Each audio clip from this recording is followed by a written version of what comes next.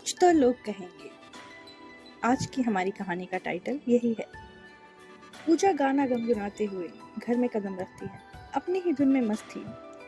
जैसे ही बैठक में कदम रखा, उसने कुछ नए लोगों को बैठे हुए देखा। उन्हें देखकर नमस्ते करके अपने कमरे में भाग गई। उसे समझ में नहीं आ रहा था कि ये लोग कौन हैं। उसने सोचा, खैर कोई भी हो, मुझे क्या। वो बाथरूम में जाकर हाथ पैर धोने लगी। तभी बाहर से उसकी माँ की आवाज सुनाई दी। पूजा, मैंने तुम्हारे लिए कपड़े निकाल के रख दिए हैं, आते ही उन्हें पहनकर बाहर आ जाना। पूजा बाहर आकर देखती है कि माँ ने अपनी सुंदर सी साड़ी निकाल कर रखी है। वैसे तो इस साड़ी को कभी भी हाथ लगाने नहीं देती थी, पर आज वही साड़ी लाकर पहनने के लिए दे रही है। क्या बात है। माँ, आप तो आज बहुत खुश नजर आ रही हो। माँ ने कहा, तू जल्दी से तैयार हो जा, बाहर वे लोग कब से तेरा इंतजार कर रहे हैं। कौन है वो लोग और मेरा इंतजार क्यों कर रहे हैं? माँ ने कहा कि वे लोग तुझे देखने आए हैं। बहुत अच्छे लोग हैं, एक लड़का और एक लड़की, बस छोटा सा परिवार। पिता अभी भी नौकरी कर रहे हैं, लड़की पढ़ रही है और लड़का बैंक में मैनेजर है। और क्या चाहिए? तेरी मौसी ने भेजा है ये रिश्ता। उनके ही गांव के लोग हैं ये, बहुत अच्छे और इज्जतदार परिवार से है। माँ, अभी भी मेरी पढ़ाई पूरी नहीं हुई है। 1 साल के बाद मुझे डिग्री मिल जाएगी। मेरी पढ़ाई के बाद शादी करूंगी। माँ ने कहा, देख ले, रिश्ता जम गई तो होगा, नहीं तो नहीं। पर मेरे और तुम्हारे पिताजी की तो यही सोच है।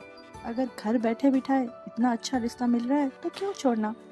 वे लोग भी पढ़े लिखे हैं, उनकी बेटी भी पढ़ रही है। तुम्हारी पढ़ाई भी जरूर पूरी करवा देंगे। उन्हें पूजा बहुत पसंद आई। फिर क्या, पूजा की पढ़ाई और उसकी नाराजगी को ताक पर रखकर बहुत सारा दहेज देकर पूजा का विवाह अरुण के साथ कर दिया गया और उसे ससुराल विदा करके दोनों माता पिता खुश थे। उन्होंने अपनी जिगर के टुकड़े को बहुत ही अच्छे लड़के के साथ सौंप दिया था। अब वो राज करेगी उस घर में, क्योंकि अरुण के माता पिता लखनऊ में रहते हैं, अरुण भोपाल में रहता है। पूजा शादी के बाद लखनऊ गई थी। रीति रिवाजों और रस्मों के बाद सास कमली पूजा और अरुण के साथ भोपाल आई ताकि उनकी गृहस्थी सेट कर सके। 2-3 दिन साथ रहकर वापस चली गई, क्योंकि वो अपनी बेटी और पति को वहां पे अकेला छोड़ के आई थी, जो कि उसकी जिम्मेदारियां थी। पूजा को जाते जाते बताया कि अरुण की नाक पर गुस्सा रहता है, उसे किसी तरह से हैंडल कर लिया तो बस। सासू माँ के जाते ही पूजा को लगा, अब ये मेरा और मेरे पति का घर है, किसी भी बात का डर नहीं। ये सोचकर उसका रोम रोम खिल उठा। शाम को पूजा ने अच्छे से खाना बनाया और खुद भी तैयार होकर अरुण का इंतजार करने लगी। अरुण आया और उसकी तरफ बिना देखे ही कमरे में चला गया और नहा धोकर रेडी होकर टेबल पर खाना खाने के लिए बैठ गया। थाली में परोसे गए सब्जी को देखकर उसका गुस्सा तो 7वें आसमान पर जा पहुंचा और थाली उठाया और पटकते हुए चिल्लाया, ये क्या सब्जी है? तुम्हें मालूम होना चाहिए कि मुझे भिंडी से नफरत है, और तुम्हारी हिम्मत कैसे हुई इस घर में भिंडी लाकर बनाने की।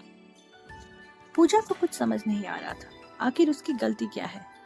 उस रात अरुण ने उसकी खूब पिटाई की और कहा, अगली बार याद रखना कि इस घर में बस मेरी पसंद का खाना बनेगा। पूजा के लिए ये एकदम नया था। माँ के घर में उसके साथ ऐसा व्यवहार कभी किसी ने नहीं किया था। अरुण के ऑफिस जाते ही उसने अपनी बैग पैक की और अपने माँ के घर चल दी, क्योंकि उसके माता पिताजी भी इंदौर में ही रहते थे। पूजा को 2 सूटकेस के साथ देखते ही माता पिता को लगा कुछ तो गड़बड़ है। पूजा अपने कमरे में चली जाती है। पूजा के पिता अजीत ने माँ से कहा, देख सुनंदा, किसी भी तरह से पूछताछ कर और पता लगा कि आखिर बात क्या है। पास पड़ोस में पता चलेगा तो बदनामी होगी। अलग और इतना दहेज देकर ब्याह किया है इसका। उसका लोन ही अभी तक चुकता नहीं हुआ है और ये वापस आ गई।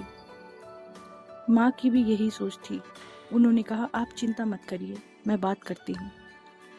फिर उसकी माँ पूजा के कमरे में जाती है और पूछती है, बेटा क्या हुआ तेरे साथ? क्यों तू अपने सूटकेस लेके यहाँ पे चली आई है? आखिर कुछ तो बता, सब ठीक तो है ना? इस कहानी में आगे क्या हुआ ये हम कल जानेंगे। अगर आपको ये कहानी पसंद आई तो हमारे चैनल को लाइक सब्सक्राइब जरूर करिए।